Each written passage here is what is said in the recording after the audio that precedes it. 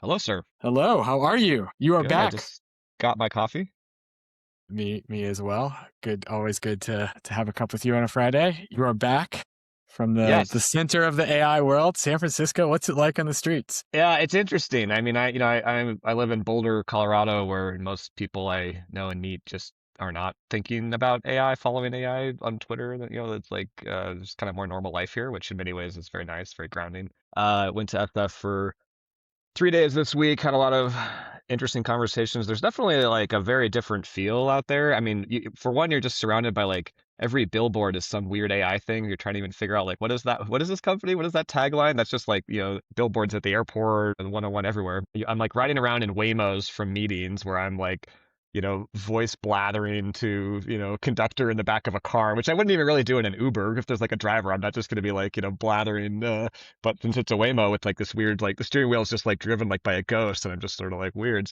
And the energy, I guess I would say like it just feels like there's a lot, like everyone sort of realize it just feels weird, I guess. Everyone realizes something strange is happening that like we just don't have many data points from our career or our life to sort of try to make sense of it. And there's some like very optimistic people who are just focused on like, wow, I can build 10x more than ever before. It's increasing my agency. I could do tiny teams can do all this stuff. There's some people that are like, you could see like the fear in their eye a little bit about, like what's going to happen. I have kids, like what happens to jobs? Do we get authoritarian governments? Like this, we're Uh, building this sort of like powerful new thing that uh, seems to be kind of speeding up. So I don't know. It's confusing, I would say. is there a consensus that it's speeding up? Because I feel like no, I didn't listen to the whole podcast. There was Dario was on Dwarkesh, and the like tagline was, "We're near the end of the exponential era." And I have to say, like, there was part of me that was like, "Okay, cool." I have a sense for this wave. I felt okay about that. But then there was Hmm. another thing this week where it sounded like he was like, "Yeah, man, it's just gonna, it's if anything, it's gonna pick up, and people aren't ready for it." And then I was Hmm. like, all right. I definitely had a moment of discomfort. Yeah, I don't think there's consensus about much of anything as far as I can tell. I think it depends who you ask. But OpenAI just put out, I guess GPT 5.4 what yesterday it was, and in some ways I think it's harder to tell because the gaps are shorter. So now models are dropping maybe like once a month or less, which is very different than when we went from like GPT 3.5 to 4. It was like very obviously a big jump, and we haven't really had anything that big, but they're dropping more frequently. I think it was Noam Brown or somebody who dropped that model said, hey, we don't see a wall. It's kind of what he said on Twitter, and like I don't know. It kind of depends who you ask or how you measure. I mean, in some ways, we've already sort of saturated some of the kinds of like evals that it kind of depends on for what use case, It's like some of them maybe it's like already good enough for certain use cases that you just don't really care about maxing out the models even more. For me, I mostly use them for coding, and they've gotten a lot better. They're still not good enough, really, and so they're Yeah. it's like do they actually follow all the instructions? Do they how long can they how big of a task can they take on? So I don't know. No consensus though, as far as I Interesting. can tell on any of these Interesting. questions. I will. So this is I'm some of my not my unpopular opinions. Unpopular opinion number one is that AGI was GPT-4 because if you had shown anyone GPT-4 in 1965, they would have been like, "You guys solved it." Like, Hmm. yeah, it's not perfect, but it answers any question better than a high school student on any topic. Like, what are we doing here? That's number one. Number two is I actually do think we have hit a wall. And the reason I think Hmm. this is because there was like two, three, four Hmm. was life changing. There was a Hmm. moment when it looked like OpenAI was going to fall apart. And I went from GPT-4, whatever was the state of the art for Anthropic and Gemini and other places. And I was like, I can't do this. I cannot take this step down. If they go offline, like this will be terrible. It'll be the worst thing that happened to me. And we're just not there now. I mean, like we Yeah, can say what we want, but we're not making that level of change every 6 months anymore. And it's still scary sometimes, right? Like, right.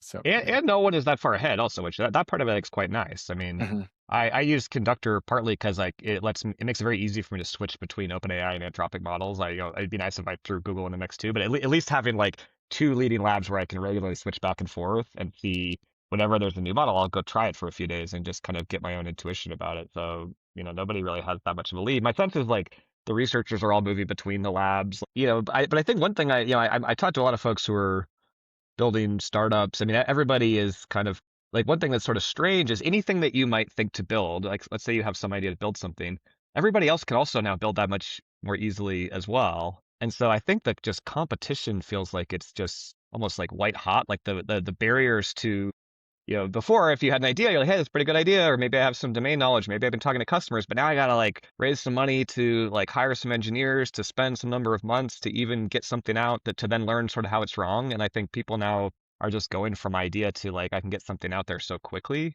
But we can all do that at the same time. And so and a lot of the conversations I have, it's like people trying to figure out the models, I guess you can debate whether the models will keep going, but so supposing that's happening, how do you integrate with that in a way that it will like pull you along, and the thing that you're doing is going to get better, and okay, maybe things don't quite work now, but in 3 months this is probably going to work, versus like being in the sort of path of the bulldozer that I think like the legal things or these Yeah, very you don't want to vertical be things. Harvey. It's like well, like yeah, I mean it's like that was cool, but like if you tried Claude Code, like just on its own. Yeah. Yeah, yeah, yeah. Yes. I wonder, and you might have a better insight into this than me, but there are pieces of this to me that feel like um, when AWS started to make it a lot easier to have a tech startup, like all of a sudden, Hmm. just the Hmm. dollars you needed to get to customer validation fell. I personally feel like that has fallen again. Like for my own work, I feel completely unconstrained from an engineering bandwidth perspective and totally constrained on my ability to understand the problem that I'm trying to solve. Hmm. And actually, I think of your frameworks of problem solving probably once a day now of like, what's the problem? What's the approach? What are the details? Hmm. Because I find that it is so easy to live in the details now that you have to be even better at like picking your problem set. But one of the things that's funny is that when I look at San Francisco almost for like institutional reasons seems to be set up to like churn out these companies that start with a check that is in the like $1 to $3 million range, and that then implies a certain revenue target, and they seem to be like scaling teams in a Hmm. similar way just from the outside. Like I haven't Hmm. been out there, Hmm. but it does seem like a world that I recognize. But when I look at the fundamentals of the technology, I'm like, this is a dream to be for a soul like for someone like Hmm. myself, right, who is outside of that. I'm like, okay, well, I don't have to go and find Latin American developers that are not as strong as the ones that you have. I can't I can live. What I need to do is actually look for customers that are hard for you to access and Hmm. spend my time with them. And that's going to be the key. That's going to be the advantage here. Anyway. Hmm. I mean, it sounds right. And I mean, for you and I, the folks who don't live in SF, I mean, like when I was out there, you could sort of tell the folks there, they're sort of like, if you're doing anything in AI, like, why are you not in SF? And I do think if you want to sort of be close to it, and there's so much gossip, right? It's just like the hallway conversation. You hear a thing, or people are just like, "Did you see such and such?" And like that, that is sort of the epicenter of it. At the same time, it felt to me like a lot of people are kind of doing the same things, and I think that we run this sort of like multi-layer evolution in technology where founders sort of have ideas to go do experiments, and they get little seed checks, and most things don't work, and then some of them graduate to sort of the next layer, and then the LPs are also deciding which checks to write to which VCs. And so we're sort of running this evolutionary process. And it does feel like we're in this just like real paradigm shift that is just changing the kind of evolutionary fitness function at all those levels. But it's also maybe driving like too much consensus or something. I don't know. Like I almost feel like it might be harder to come up with like a non-consensus idea in SF if you're like just like they live in the future in this way that like even if you just like drove like 10 miles into the East Bay or something, you'd be like back in like the normal world where like not everything is people don't sort of see that the same thing from. I don't know. I think you're right though. Like the sort of technical side, when I could just rent an AWS server by the minute versus like I have to go and like put racks of servers in some warehouse. That was like cost dropped a lot. That we're seeing something like that happen now, but like ideas are cheap, but like validated ideas that like customers actually want to pay for are very valuable and harder to find. Mm-hmm. Mm-hmm. Yeah. I feel like there are particular types of ideas that can only really get funded in San Francisco or in Hmm. the Bay Area. And there's particular types of, like anything attached to frontier AI or robotics, like kind of the only place where you're going to find people crazy enough to jump is there. and then actually comparing, I live in Atlanta, and comparing, our community almost lacks. I wish there was a little bit more of the like blue sky ambition and craziness, especially not even in my own work. I'm getting to know some of the folks at Georgia Tech a little bit and some of the robotics founders there, and they almost feel afraid to do the one X idea. And so Hmm. they scale themselves back into, Hmm. and or they move to San Francisco, where the 100x is what you get pulled to. But in this AI moment, there is a sense in which there's probably all of these things, and who knows whether or not they're venture scale ideas. Like that's a what is a venture scale idea is now probably changing a little bit, but Hmm. that you will never find in San Francisco, and the cacophony will be so loud that you will never hear it because the Hmm. people that have that problem just aren't nearby, right? You have to kind of get out. Yeah, I mean, I wonder, like, there's different, there's a lot of different ways you can sort of slice up problem space and solutions and customers. Uh, I remember, one of my friends mentioning something about how like every organization has a metabolism, and Mm, this is when we were at Google and we were trying to kind of figure out, Google's like very, this is like when Google's like very large, they're like quite risk averse at that point. I mean, they've kind of learned how to ship again. I think the best thing that happened to Google was OpenAI getting founded and then them realize like, oh crap, we actually need to like ship, take some risk, like, but in absence of that, and Satya saying, let's make them dance, they were sort of like the safest thing to do was to sort of do nothing yeah. because there's a little bit of upside and mostly downside. And he was saying that this friend of mine said like a panda can't just like change what it eats. It eats bamboo, and its whole organism's kind of made for that. And so I think this is partly why I think it's challenging right now for incumbents. I think it's like the whole SaaS is dead thing. I think is overblown. Like a lot of incumbents will sort of make it out fine, but like their metabolism, all of ours, like the thing that we learn, the process that we learn, the artifacts, the handoffs, all of that stuff is getting sort of scrambled in a way. So, but for people like you and me who are like starting out kind of fresh, I mean, I have, me and two other people, and we don't have many constraints or entrenched ways of working. And I think one of the disadvantages we would have been at, certainly in San Francisco, if you look at like where are the VC dollars, San Francisco just blows everyone out of the water. And there's certain types of businesses that are going to be very capital intensive. Hmm. And some of them right now, if you're subsidizing tokens in a land grab, you're going to need like a lot of money. And so Hmm. that might be a hard play to do, somewhere else. But like other ones where like we would have had a disadvantage because we need to raise a lot of money to hire like a big team. I think that's maybe gotten almost like leveled more where, okay, a pretty small team can actually really execute if you are going after a market that is kind of interesting in some way. Yeah, I totally agree with that. What tools have you been leaning in? You're still on your conductor is your daily driver? Yeah, but what's fun right now? It's like I just feel like every workflow, at least in coding, is just so up in the air. Because everyone I Mm. talk to, yeah, I'm a conductor guy. Like I met someone else, oh yeah, I'm a conductor guy too. We're like swapping tips. But then another friend's like, oh, did you know like Claude has like built-in work trees now? So I'm just using Claude. And then others are like, well, Codex has a desktop app, and like, Claude has a desktop app, and some are like open code or this like Pi thing I just have been hearing about. So like it's like a little dizzying to keep up with, but like I don't know. It's like it's strange that like everything has sort of gotten unbundled and different people are just experimenting with all like every different form factor. And like nothing feels settled. But I'm still I'm a voice blather into conductor workspaces because I don't have to think about the word work tree or know what that is. They just sort of give me like a new I have a space. And then I've been I use a mix of Codex and Claude still. I just switched to the new Codex model this morning. Seems better. I mean I already thought 5.3 was quite good. I can't tell you yet that I really notice that 5.4 is much different than 5.3, but I mean, they're quite good models. I love that you switch back and forth. You're the one who keeps an eye on OpenAI for me to see if I need to switch back because I've gone the dumb way and I basically have 3 or 4 like repos on my computer of the same that are tied to the same GitHub so that I also don't have to think about work trees. And I've Hmm. kind of Hmm. discovered that the max number of things that I'm going to code is is 4. And so, okay, Okay. fine. I have plenty of space on my computer for that. And then I can use the AI, the web, like Claude.ai, its coding tool for like smaller stuff. And that like kind of maxes me out. But I got sent one this week that I want to check out called Vibe Kanban. And its killer feature is that it lets you put this into like your like Jira board swim, or your like Trello Hmm. board swim lanes.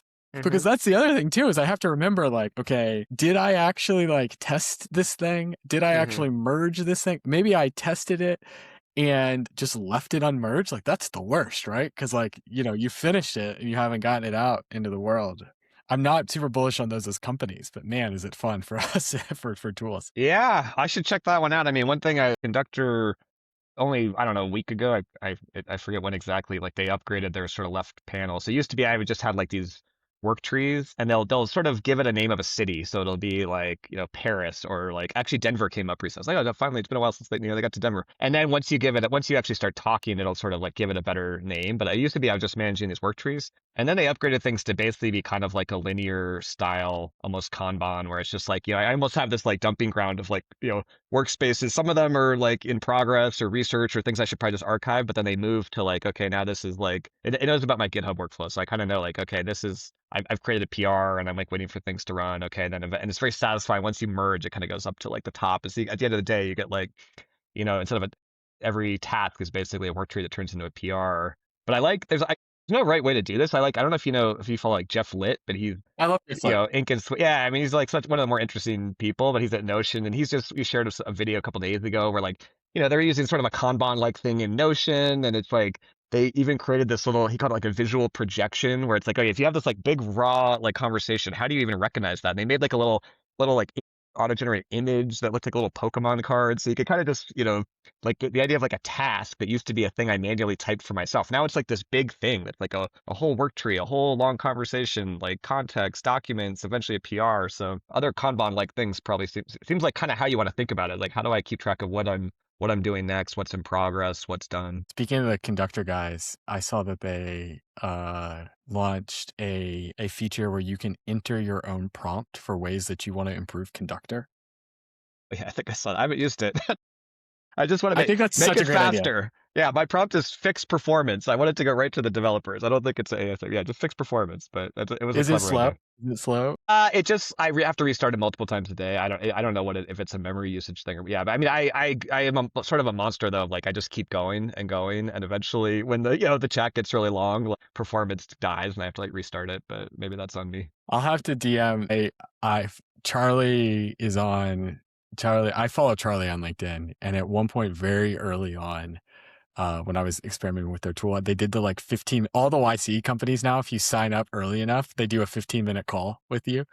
Yeah. I'm actually, I think this is one of those things that is probably is good advice in it from the YC world. Having now signed up for a bunch of these tools, I'm not sure that it is actually working for some of these founders, but I got to meet them a little bit and chat with them a little bit, and Cool. they ship. I mean, they do Yeah. ship, and they're like creative, and I hope that their tool does awesome stuff. Yeah, yeah. To their credit, they ship multiple times a day, so that mostly when I realize when it's getting slow, often I'll just get like a little thing in the bottom being like, tap here to restart, and I'm like, sweet. So I like get a new thing, and it's like restarting, and it's almost like when I notice it's getting slow, there's no update available. I have to like manually close and like restart. So they ship fast enough that they're maybe that's how they solve the problem. It's just Yeah, once an always hour ship a restarting, feature. right? Yeah, I exactly. won't notice the memory usage if I have to restart so much because you're shipping new stuff. So It is kind of a good point. Like one of the things I've been thinking about here is that software is getting softer. And what I mean by that is it used to be hard to go and get it and package it up and put it hmm on. But now, like I'll use an example. I have a blog, and it used to be such a pain to update the about page. Not because hmm it was technically hard, but because like, you got to write it, and then you got to make sure that you didn't like break your HTML. And then you got to like do the pull request. But now what I can do is I can basically just write what I want to write, throw it into hmm Claude. Claude formats it, creates the pull request. And I go and I hit click, and it deploys, and it's like done. And hmm now I'm looking back and I'm like, well, if I did this again, like, would I even have a database on this, or would I hmm just like, type and then ship it over to Claude and be like, yeah, put this up in Markdown. Like, I mean, hmm sure, at a certain point in time you run into performance constraints, but I think I'm like well off from that point anyway. Yeah, I mean, it's interesting too. I feel like one thing that's kind of interesting now, which I like, is I feel like sort of simple ideas are kind of winning now. Like we're just Yeah. going back to basics on the Unix philosophy of like files and pipes and like, Bash, or like, Vercel and Cursor both had things about, yeah, just embrace the file system. And like I've totally like my system prompt context engineering is getting like bigger and bigger. And I'm like, wait a minute, let me just like dump everything into the file system and then have almost like a table of contents. And just like you're basically betting on like the agent with reasoning and tools is going to be smart enough to figure this out rather than me trying to sort of, put it all in a prompt in advance to kind of fill up the context window. I feel like even MCP, I mean, I think it's still a thing, but I feel like a lot of it's just like maybe a CLI, just like or like Google Workspace. They just put out a CLI thing. I haven't tried it yet, but people are like, oh, it's like pretty good. And so I think if you're thinking about like how to develop a piece of software, you almost might start now from like the CLI, because like the hard part is thinking about like what is the kind of action space that I want the agent to be able to take? What can it do? Like what can go wrong? Like who gets who how do I sort of are there approvals or permissions or what? And if you could the hard part is probably like designing the CLI, but like if you imagine if like Google Workspace didn't exist today, and they're like, okay, we want to like make this thing, like you could almost like start CLI first. Like let's like it would force you to figure out like what are the resources, what are the CRUD actions. We don't even have to think about UI. Just like make a CLI, and agents can now use it. And then if you did that and you figured that out, you could almost be like, cool, now let's just like rewrite the whole UI or like fill in the UI. Like UI is sort of very cheap if you've kind of figured out the underlying kind of like object model and actions, which is the hard part. I mean, one of the so I have a day job in aerospace, and I get exposure to a lot of these simulation tools. And there Hmm. are whole businesses that I think are going to end up being CLI tools for agents because the AI will do a better job at parsing. It is still going to be Hmm. expensive to run some of these algorithms. Some of these algorithms are Hmm. proprietary, Hmm. and you will not necessarily want to switch the algorithm. But the best the agent is going to be the one interacting with it. And the most natural way for the agent to interact with it is going to be a CLI tool, Hmm. probably with like a supercomputer on the back of it, right? So that it can like run really fast. And yeah, I don't see anyone thinking in that way yet. I mean, maybe I should, call a couple of my friends but it does kind of change how you Hmm. think about it. And I'd say, to the point of software getting softer, like looking at the projects that I'm working on, I have one where I have really done a good job investing and organizing in tools for the agent in the like just software adjacent tasks, right? And I can feel a real difference when I'm in that project because I can offload more things onto the agent. And as you do it a couple times, you end up adding little bits of software. And it starts to kind of productionize, like in the same way that you would Hmm. start with Hmm. a baby prototype, and then you add a feature, and next thing you know, you're like, oh, this is fully featured. Like, let's ship it. Right. Yeah. Yeah, it's interesting. I mean, it's not really how we've typically thought as sort of software builders, and I wouldn't have even ever recommended anybody do this because I'm much more in the camp of like start from the customer and work backwards. And so, it's like if we were like like going down some path design CLI tools, I'm like, unless you're really like a developer, thing, and like developers are your users, you probably shouldn't be doing that. But the only team I can remember that did this in the earlier era was the AdWords team. I assume it's still true. It was the first time I was at Google back in like 2008, 2009. They were in the middle of one of their like AdWords front end rewrites, and those things were always kind of scary because it was like you got to like replace every part in the plane while it's in the air, and you got like the whole business is like riding on this. It's like those are like just like really difficult projects. But I remember that team had this philosophy I hadn't seen before, where it was a requirement, I believe, where they were API first, and so they had to ship. If you wanted to add something to AdWords, you had to first add it to the API layer, and only then could you then add it to the front end layer. And the reason they had a business reason for doing this, which is that ad agencies were like some of the biggest customers that sort of built their own advanced tooling and front ends, and they didn't really necessarily trust Google, and so they kind of like almost wanted to like have their own stuff and not just be sort of clicking around in Google's UI. But it led to it was sort of hard to do because you had these sort of two layers, and you kind of assumed if you add it to the API, it's gonna be hard to take that away. So you almost have to like think harder about what you put down in that layer. But like maybe now we're all in that world where like even if you're gonna have a GUI, you might be are gonna want a CLI for agents to interact with it. And kind of thinking almost like CLI first. I wonder. I mean, maybe you want an MCP. I don't know, but you almost want like a CLI first that you then wrap and figure out. Okay, how do I deliver it? Is there auth or like where No, is it getting run?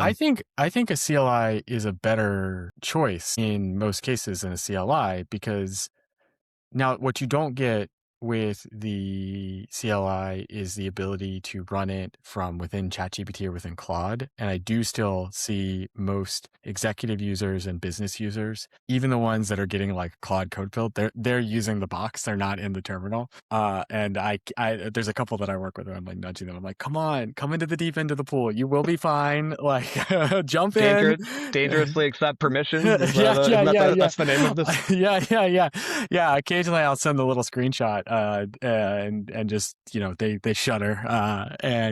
But yeah, I mean, uh, I do think it's so much more powerful though. I mean, I can't go to the box anymore. I can't do it. It's too slow. There's too much waiting. It's like you protect yourself by not putting anything on your computer that you would be scared to lose. And you use GitHub and you protect your main branch. That's your security layer, and then let it rip. Yeah. I mean, I guess the other thing that's nice about CLI tools, we're building a product, and so sandboxes are sort of this key primitive. And so everyone is like, adding sandboxes now. So I'm using Daytona, but I used E2B. Vercel now has sandboxes in GA. Cloudflare has sandboxes. I think everyone just knows like box where you can run untrusted stuff suddenly like became a lot more important. So like we're just gonna have like sandboxes everywhere.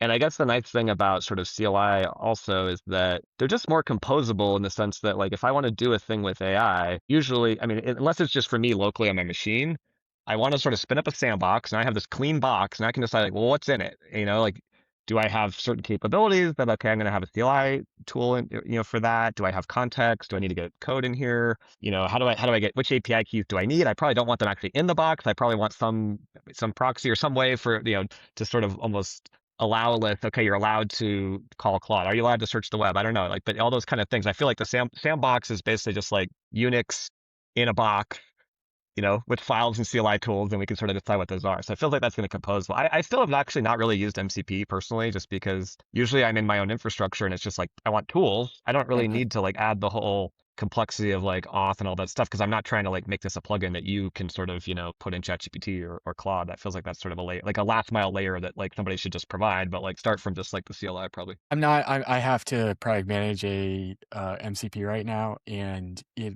not fun. It feels like it's a local maximum where it can't do what people want is the ability for ChatGPT or Claude, the like Hmm. Mac app or the website, to be able to interact with your site service app as if it's you. And they want to be Hmm. able to like sign in and then say, okay, you do these things. So I upload a file, you put that file in. But MCP is not set up to do that. It's set up, it's like super, super useful for like get information. Hmm. You can occasionally make updates, but you can't pass files. You can't like truly collaborate. Like you just kind of run into these friction points, and it's like, oh, party's over. Hmm. Hmm. And it just doesn't seem to me to be the way that we're going to be packaging this up in 2 years. But, we'll have to wait and see. Who knows? 2 years. You know what? These days I have like I was talking to a bunch of people this week about hey, what are you working on? And everyone like I feel like everyone just has this sort of feeling like they just can't really predict that far out. And I was talking to somebody yesterday, and I just said, look, like if you can make something people want that like buys you the next year, like maybe Mm, that's the most you can ask for right now, right? Like it's so mm, hard to make things people want. Just like mm. that's the whole game. If you can do that, you win. It's very hard to predict the future. I have 2 years out. I have no idea. So it's like, will we get bulldozed by the models? Maybe, maybe not. I don't know. What it depends what the trajectory of the models look like, and I don't have access to know what that is. And so I just think we should almost like lower our horizons, but then, stay focused on like customer values. And there's a huge lag already of like the capabilities are just so far ahead of the organizational adoption, which gives you Mhm. like a lot of different types of customers who would like to solve their problems, but like, maybe don't know how to adopt this, or there's various barriers or security or data or various kinds of things. And so I've just been thinking about like, cool, if we can, or everyone's like, oh, what's gonna happen to Cursor? I don't know. They got to 2 billion in revenue, is like pretty good, and that means that like will IDs disappear? Maybe, maybe not. But they have a seat at the table now to like participate in that conversation and kind of push things forward. And I think that's kind of the most we can ask for right now. Is like if I build something An that people are audience. like excited about using 6 months from now, sweet. We'll be in the flow of information about like where should we evolve that for the next 6 months. But 2 years We're out, who knows, we're man? all YouTube creators now. I mean, I really do think that in the software world, it is the creator economy. And on some level, it always was that way, because when you're building software, can everybody has the same tools on some level. Like there are very, very few proprietary tools. But yeah, it's a lot more noticeable now. It's a bigger group. I know we're gonna have to go at some point here, but I have a specific question for you from our last conversation, or maybe two conversations ago. And feel free to not answer this if you don't want to. But you showed a playground space where you are playing with like certain components and certain tools. Can I ask dumb questions about how you did this? Sure. Is this like slash playground and it's just a folder? Do you have like subfolders for different components Mm, that you're working on? Like, because what I loved about that is you had this like story or hmm this evolution that went. And did you come up with that, or how did that come together? How does that work? Yeah, I mean, I guess it's a technique that I would recommend people play with if you're sort of building features or thinking about design or to sort of doing sort of PM-ish, designer-ish front-ish things. I mean, the main insight I found is like working with the model to like diverge first before you converge, which I think, designers all sort of know to do this, that like before they just sort of get attached to like a single solution. Some of the best designers I've worked with, they'll churn out like 20 or 30 or, more like here's all these different, like when I joined Dropbox, we were doing like two-factor auth my first week. And I remember working with the designer and like, I had an idea in my mind of what it might look like, and he just like when I was like, just like came up with like 100 different variants. I was like, whoa, okay, but then you're like, oh, what about this? And you're having the conversation, then you start to kind of converge it, and eventually end up with something kind of good. And so I just wanted to kind of run that process with Claude. And I guess the evolution is that I first created something on our marketing page because we had almost nothing on our marketing page. And the great thing about marketing pages is usually you like don't have auth, you don't have a database. It's like very stateless. And so it's a very cheap place. Like, I mean, we have an Next.js app, but like whatever your stack is, if you, I like to keep my marketing project separate from my app. So I have like our app's called Slider. I have Slider Marketing, and I have Slider App. And Slider App is where we're mostly developing, but that has a database, that has auth. There's like, that's like, whereas the marketing page, it's just like, I threw up a presentation on my marketing page in production because like, it was like faster for me to do than to make slides. And so that's a nice, I first had a place called Slash Playground. I think it was open to the world, but like only my CEO and I knew about it. So we developed like a little brand page there. We had like a couple variants, and then I sort of ended up deleting that when our marketing page started to be a little bit more visible. And I moved to Slash Concepts in our app. And I'm not sure, you may or may not want to sort of do this in production depending on your phase, but for me, it's basically a page currently in production that's gated only to me Uh-huh, uh-huh. via auth, and so it gives me a place to do these explorations and kind of like I think Opus is the one that came up with the format. Just that we did a few of them, and then there was one that Opus did that I liked. I was like, this is a pretty good format. So it just came up with some format where it's a concept page, and at the top it'll be like approach A, and it looks kind of like a designer might lay this on Figma, where it's like, what is this approach? Like, what is some little gray text kind of describing it, then some variant. And so now that there's like, I just kind of gave feedback. Hey, I like this. Let's do another one like that. And so Uh, now I don't have to do that anymore because I sometimes delete them, but there's like 8 or 9 there. So when I say, hey, let's do a thing, it just goes and looks at the examples and it just does another one. So I don't know if you could like productize this or you even should, but I think Well, this I wasn't thinking about just, productizing it. I more just was like, seems, you know how you see somebody who has like something in their Figma or something in their slides and you're like, oh, that was sick. That was sick. And I saw that and I was like, I need something like that. Like I have places yeah. where I have like user interactions or, but it was just tough for me to actually conceptualize. Like, where am I going to put this? How am I going to like gate it?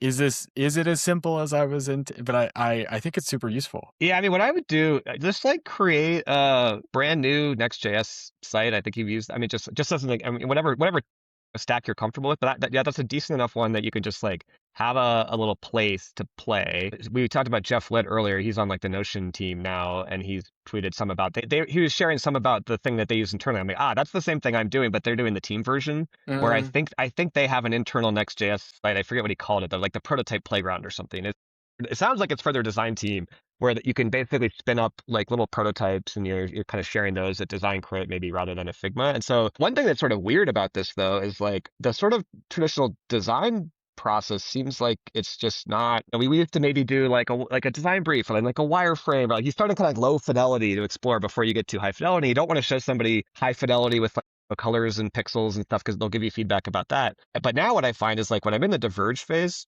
what's strange is that usually one of those concepts is just one page. It's just going to inline everything. And that's more like vibe. I actually don't care about the code. I just want to see. What it does is it's doing each vignette kind of in high fidelity. Like it often has like framer motion and it's like actually interactive and it has like, it's like, but we're actually still in a low fidelity space conceptually where Mm. like we don't, versus what makes it confusing. That's why I'm like, oh, this diverge mode. Like let's do like 10 or 20 of these before we pick like this one. And then we're starting to refine more of the details. But that's what I think is a bit confusing about it. Like it's almost like a wireframe phase, but it looks like polished animated like UI. It's like bizarre. Yeah, it definitely is a little bit of a different world.